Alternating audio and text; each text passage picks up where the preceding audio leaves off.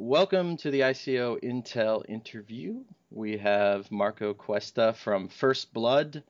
He is doing business development, but has a good understanding of the project. So we're going to go over some questions and see if this helps answer people's questions for the ICO. So first off, Firstblood is based on Ethereum. How did you choose Ethereum? Hey, Gavin. Well, it's great to be here. Just want to thank you for having me on. So first, we chose Ethereum because number one, that's what our developers are most familiar with. We have the founder of EtherOpt, the first decentralized options exchange for Ether.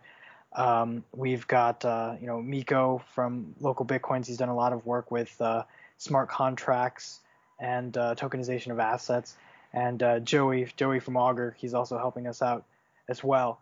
And we just see it as a really vibrant ecosystem with fast confirmation times. And obviously, there's no perfect system, but this one has been, pretty well vetted and developed in a way that newer types of comparable services they haven't really had that testing period.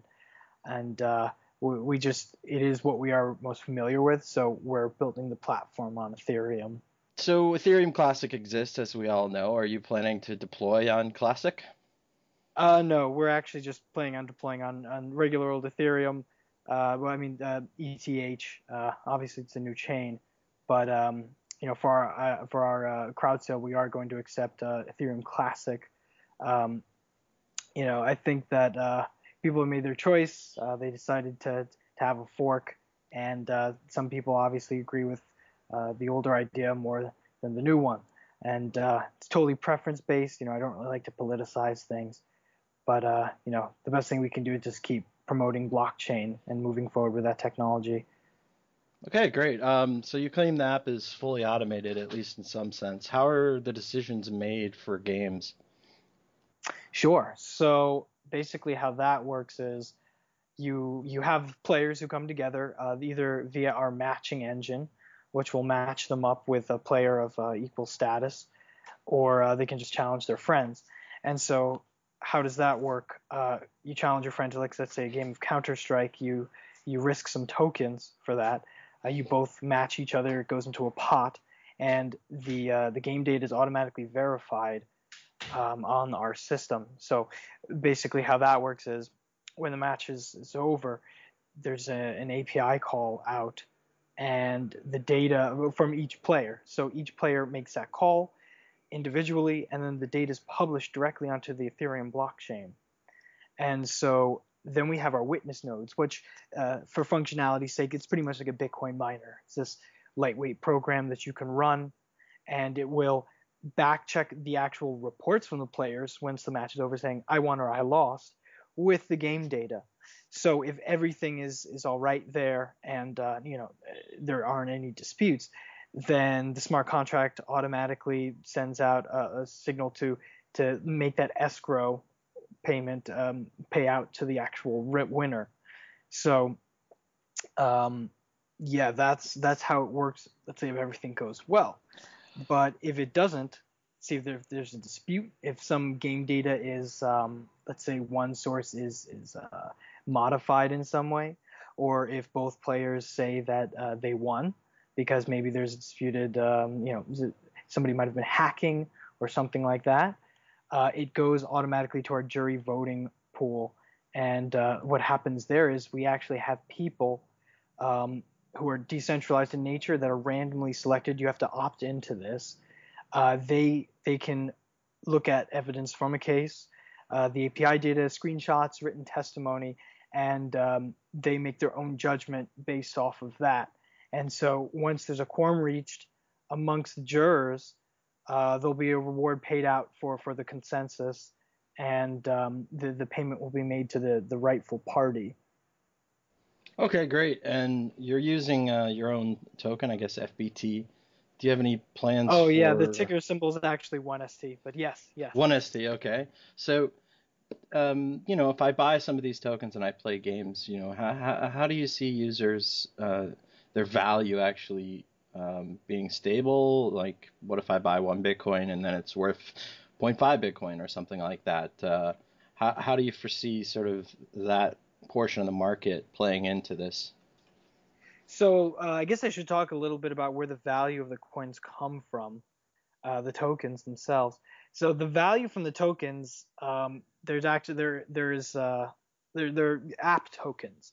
So you can either use it to play others for matches, you can use it to organize tournaments, and from more of a value standpoint, you have our referral service. So you'll get extra tokens for referring others to the platform.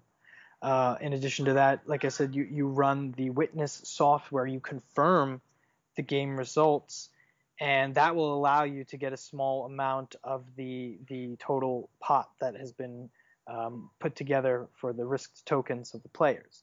So you get a reward for confirming those game matches, but on top of that, you also have our jury voting portal, which you will also be compensated. And so those features are something that are only available for token holders, and that's how you can gain extra value. So I know that you were asking, how does that compare with like fluctuating value, because of this is a Well, finite coin. let And me try to reiterate. What am mhm. am I betting with Ethereum, or I know there's like some type of Bitcoin integration in the process. It sounds like the app token runs the individual, functionalities. So what do I bet? Say I want to play you in Counter-Strike and you're going to win, obviously. So I don't know what about that. what do I bet with? Okay, Oh, so yes, that no, sorry, that's and let me clarify one thing. We're not. It's not betting. It's wagering. So, just in yes, case. yes, it's risking tokens. I mean, legally speaking, yes, it's wagering, but that's far away from gambling, which is based off of risk. This is based off of skill with these games. But though, thank you for clarifying. Um, so to answer the previous question, how is that going to work?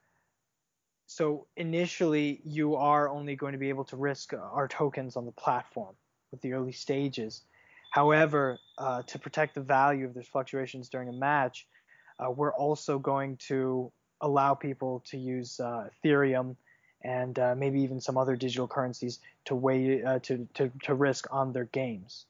So, like I said, the actual value of the token comes from the value you can generate from doing work for this ecosystem and making it a more functional, healthier place.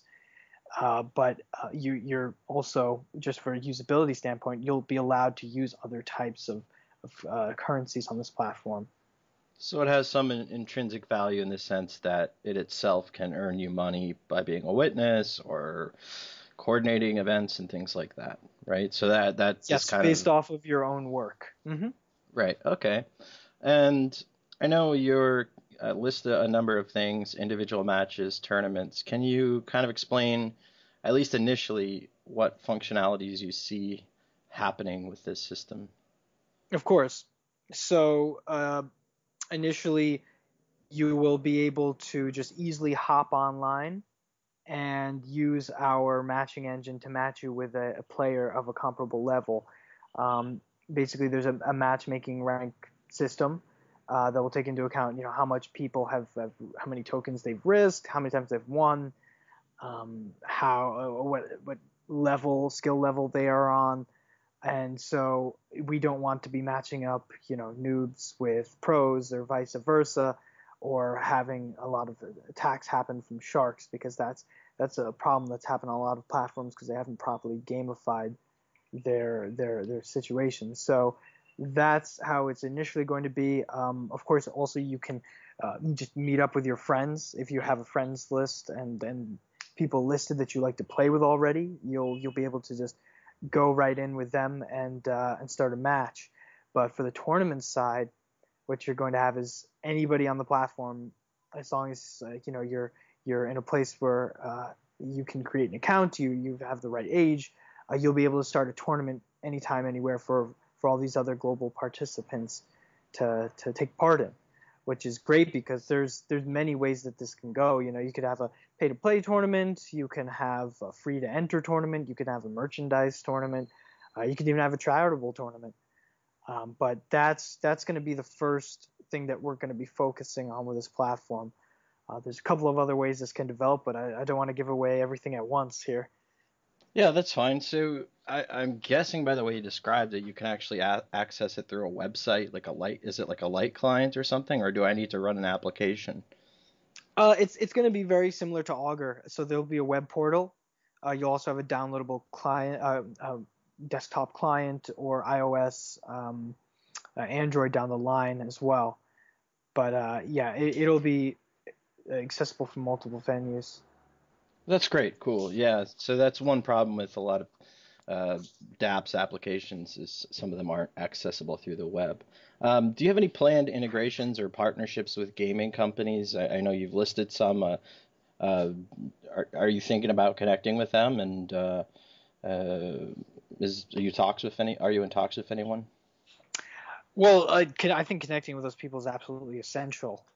If you have any sort of hope of reaching mainstream adoption, these people already have the channels set up. They've already got the fan base going. They organize events. They do merchandising. So it's essential that we do form solid partnerships with this. And I think one way to do that is by being compliant, actually innovating, keeping your ecosystem happy, and having something you can go to them and show, hey, this is making the system better for everybody, and getting more gamers, competing onto your game system, onto your specific gaming platform. So I think that it's essential, but we're moving forward with talks with those people. But right now we are first and foremost concentrating on this crowd sale that we have coming up, because it's only, man, I'm looking at my watch right now. It's less than 5 days away. It's time's flying here. So I think Twitch.tv, just on a tangent, would be a really good fit. Like people are doing a tournament, and they could do that. It'd be almost free marketing. So, um, uh, is that something you guys have thought about or looked at? Oh, for Maybe sure. maybe users could have like a link, like stream this or whatever. Yeah, Twitch is a great way to get your name out there. There's just one conflict that happens though with some people, and we found that you know I think that, oh, I'm sorry, I just somebody's walking through here. Yeah, there's some conflict with just people already have their own brands that they're associated with. So it's important to find somebody that you can sort of start to build your reputation with, and build upon from there. So you mentioned if, possible legal issues and maybe you'd roll out in the United States first. You know, how quickly do you think you can expand globally, and what are the legal concerns for your project? Yeah, so I do want to just say straight off the bat, we do have a full-time attorney working for us, and he's been a great help with figuring all of this out. And we've consulted with a number of the top crypto lawyers in the space, just to make sure we are complying with all laws, and going forward smoothly. And so, obviously, having not to deal with traditional currencies and their payment networks relieves a lot of burden from just even our user standpoint, because there's a lot of issues where their charges don't go through to fund their accounts because the credit card companies think it's a risky business and all of that. But digital currency really solves those problems for people, and also relieves a regulatory burden. Obviously, there's no really hard laws in the U.S. on digital currency. Some organizations have come out and made statements, Bitcoin's an asset, that sort of thing. But it seems that we shouldn't really have too much of a problem on that front, just because of the way we've designed our token, designed our system. And I think that esports is probably going to be something that is going to be regulated close to, fantasy sports, that sort of thing. Although they are different, fantasy sports is much more risk-based than risking tokens on yourself. But at least, having a good relationship with game developers and having a good relationship with these regulators, it gives you a chance to actually influence this legislation and make sure that it isn't just some blind thing that cuts business or hurts consumers and businesses. It can be this thing that actually protects consumers, and creates more legal certainty so that others can participate in this ecosystem and help it to grow and induce more competition to, obviously have the best product for people out there. And you said, looks like your full rollout is estimated around May 2017. How'd you come up with that projection? And do you think the tokens will be tradable before then on the market? Sure. So, yeah, we originally started out, I think, on this project it first started working on the code in April, and so it's been a long time since then. We've had a lot of thinking to do, and we've done it. We've had a lot of great minds take part in that, and so based off of our development experience as a team, we've projected that it is going to take that long. So December, that's when everyone who's a 1ST holder and also is registered in either our Slack or on our email is going to get a unique sign-up code, and they'll be able to participate on the alpha platform in December.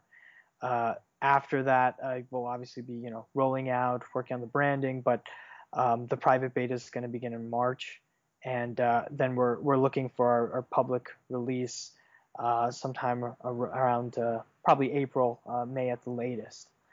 And so that's our timeline. And I'm sorry, could you just repeat the question? You asked another thing on top Oh of yeah, that. yeah. I mean, like with Augur, some projects you have to wait for the full launch. It sounds like your tokens will be available pretty quick for the alpha.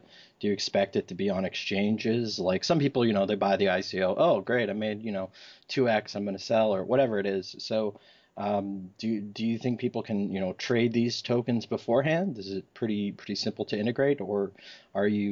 Yes. From I'll say that yes, it will be easy for that because we've talked to a number of exchanges that have said that they would like to list our token on there, centralized and decentralized. So we'll be having that. We'll be working with them to make that possible for our users. Also, I believe that beforehand, before the funds are unlocked, there's going to be IOUs traded on certain exchanges, and that's all up to them on their end. But they've expressed that they would like to do that. So just keep a close eye out. We'll obviously keep people updated if we're going to work together with these organizations. But it's definitely in our roadmap. So 1ST is going to be unlocked in December, right? If you can use the alpha, or is it going to take longer to move funds to an exchange, say, if somebody offers it? It's going to be so. I guess I should talk about the crowd sale because that's kind of where that plays in. The crowd sale is going to last from September 26th to October 24th, and so our tokens are going to have a 2-month lock-in period, just for the safety of our users, both legally and technologically, financially speaking. And so before then, that's when the IOUs are going to be exchanging hands from what we'd assume from Augur. It's pretty much the same case as Augur, where they were locked up, but they didn't have a roadmap put into place. But now they've, good for them, they're launching and getting out there. So we're happy about that, and I'm happy to start trying out Augur as well and seeing what's going on. But so for us, yeah, that's how the whole period is going to unfold, and then after that, they'll be transferable, and you can do whatever you'd like with them. Great. And you said 10% are going to founders, that it's locked in for 1 year. So is that going to be kind of a published smart contract? You'll show that it expires at a certain date. Yep, that should already be public on our Git because it's part of our token creation smart contract. And so 10%, we wanted to show we're invested in this, so we're working as hard as we can to reach our cap of $5.5 million worth of Ethereum. And the harder we work, the greater our reward will be. And also, in addition to that, there's going to be 5% allocated to an esports ecosystem fund for, free tournaments with token prizes, real world prizes, organizing events for people in real life. So we're going to use those funds to invest back in our community. And just a full disclosure as well, we have a bounty fund set up, about 2.5 million tokens that we have and we'll be issuing that out to people for bug fixes and for marketing and promotional help that they've already been helping us with in the community. I'm very thankful that our fans are out there helping us out. And this is kind of a generic question for Ethereum, but because the DAO happened, it sounded like you have a lot of eyes. You have some people from Augur, you have some various other developers. How much security oversight and going back through the code and stuff are you guys doing? Oh, that's taken the longest in development. That's why we're really focusing on this token contract right now, because even though we've tried to whittle down everything to make it as simple as possible, it doesn't hurt to go over it like 2, 3, 5 more times just to make sure everything's all right and to get everybody's eyes in on it. So that is what we're doing in terms of the token creation security. But in addition to that, once our platform is further developed, we're going to be doing outside security audits from reputable firms. In addition to, the bright minds in our team, like Miko. He's a blockchain security specialist. He's done things for banks. He's written books and pamphlets on the subject. So we're very thankful that we can work closely with him. Yeah, I like the fact that you guys are honest about May, or well, you're gonna have alpha testers, but you're giving yourself quite a bit of room to do all of that research and get ideas. The DAO was like the second after it finished, it was launched. So yeah, that was not a good move. and we don't know what will happen in Ethereum, but I'm happy that you guys are going to take some time. So do you want to just tell us about the crowd sale, how much you're looking to raise, what kind of tokens people can put in, and anything else about your project? Yeah, sure. So like I said, the crowd sale starts on September 26th at 12 a.m. UTC time. So that's that would be September 25th, 8 p.m. New York time, and September 26th, 8 a.m. Beijing time. And what's going to happen is there's this really cool thing that we have, actually. It's called the Power Hour. And so for that first hour, there's going to be a token discount of 70%. The final price is going to be 1 Ethereum to 100 tokens. And so we're offering 1 to 170 just for that 1 hour. So we're not trying to clog the blockchain, but from the feedback we've gotten, it seems like it's going to be quite the hour. So that's going to exist, and then after that hour, it's going to be a 1 to 150 for tokens, and linearly decrease till it gets to 1 to 100. So we're going to also have a cap of $5.5 million worth of Ethereum that we're going to be raising. And once that's reached, token sale will stop. It'll start rejecting orders, and the smart contract will start rejecting orders, and the crowd sale will be over at that point. So hopefully we can hit that upper limit.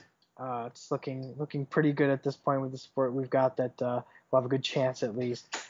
But and then I mentioned also the fund allocations that will also happen. So yeah, that's pretty much it. Gear up for the power hour, guys. Set your clock. We'll definitely be sending out some tweets and stuff to remind you. Well, it's definitely one way to do it. I mean, you get people vested early, and then they'll, generally people tell their friends, like, hey, I invested, and then that person tells somebody. But did you guys do a budget? Sort of, you're like, okay, 5 million. We're not going to go to 200 million. Like, we're not going to do the DAO. So 5.4 is about what we need for, I don't know, office space, employees. Like, what? how do you come up with that number? Sure. So our we do all have entrepreneurial experience, so we've all done our own budgeting. We also have it's a pleasure to have on our team George. He's been in the entrepreneurial space for excuse me, I need some water. He's been in the entrepreneurial space for the last couple of decades, and he's worked in everything from the brewery industry, created his own forex trading firm, lending, real estate, all successful exits. And so he's really helped us out with the budgeting as well, finance and operations. And Hey, it would be great to have $150 million, but I don't really see how we could justify having a fund that big, even if everybody wanted to contribute that much. Just because we're not trying to create some VC firm. We are trying to create an ecosystem for esports, which you got to start out small, build up from there. And we thought of not having an upper limit on the crowd sale, but it didn't seem like that would be the best thing for everybody. And we've heard from other people that haven't installed upper limits of sort that people call them greedy, just because, what's to stop you from spending $10 million, and how do we know you're going to actually do it correctly? In our white paper we have a breakdown. Most of the money is going to be spent on development and marketing, and everything else, legal costs and operations. Those are going to be smaller charges. But that's so that we've had a lot of experience. We're budgeting it out, and it looks like we're going to have a good run time that we won't need to raise outside funds until maybe something down the line when we need some massive growth. Well, great. Thank you. You answered a lot of my questions. I was wondering how the game decisions happen. Sounds like API calls are possible. Witnesses, if there's a dispute, they can opt in and make some money for that. I like that you guys have a set budget. You're being rational and saying this is what we'd love to have, and a little bit less is good too. And I think it's really gaming is a really exciting space. So someone's gonna do it. I hope it's you guys. But it's definitely an interesting space. So thank you so much for your time. You can check out firstblood.io or icointel.com/first dash blood. I have a little bit of information there. And you want to just say one more time when that power hour is, just in case Yeah, somebody missed it? sure. So it officially starts on September 26th at midnight UTC time. But for everybody in New York, that's going to be on the 25th, September 25th at 8 p.m. And in Asia, specifically in Beijing time frame, that's going to be September 26th at 8 a.m. So, like I said, we're going to have a nice little countdown. We have it on our site as well, if you'd like to go there and check that out. And there's also a countdown on ICO Intel. So, guys, feel free to check it out. Great. Thank you so much, Marco Cuesta, business development and wizard at First Blood. Level 7 wizard, yes. Yes.